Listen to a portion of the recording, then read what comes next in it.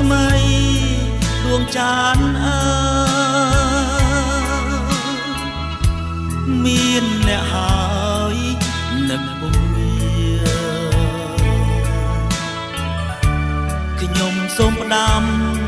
ជាវាចា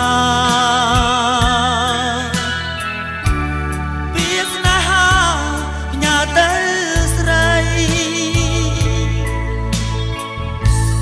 អរព្រលឹង